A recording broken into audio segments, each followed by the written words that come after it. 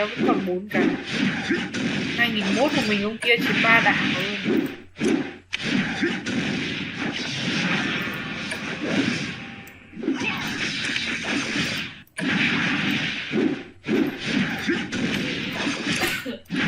Thượng cổ 445 sao thôi.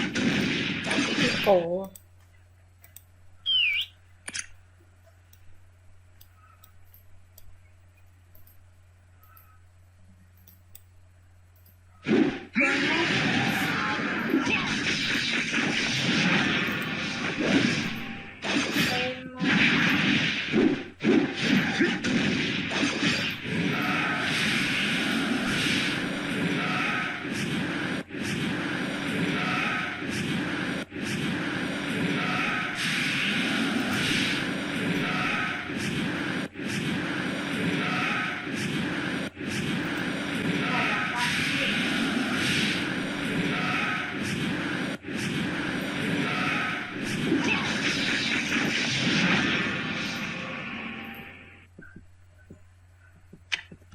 Ui giời ơi.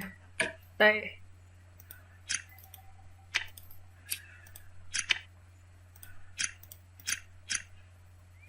Con nào trong thượng cổ đây? 5 sao 400. Toàn 400 này.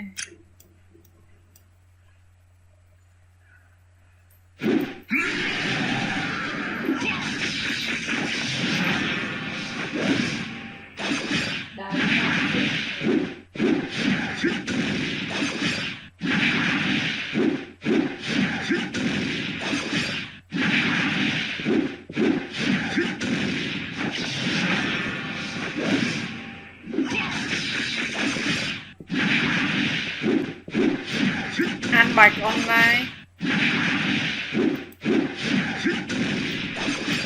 Bài kia còn ngon không?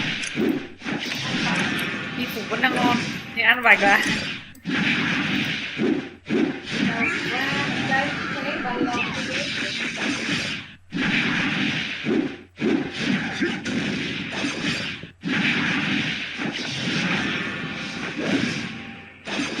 Thế tính đông thế thì tính cả nick phụ của bà bé lá là chả đông.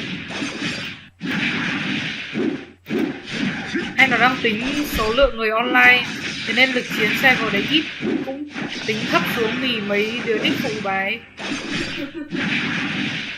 Chắc người ta phải biết được đâu là nick cheat, ác cheat đâu là ác chính. Hỏi chấm luôn à. Chả ra được cái nỗi gì.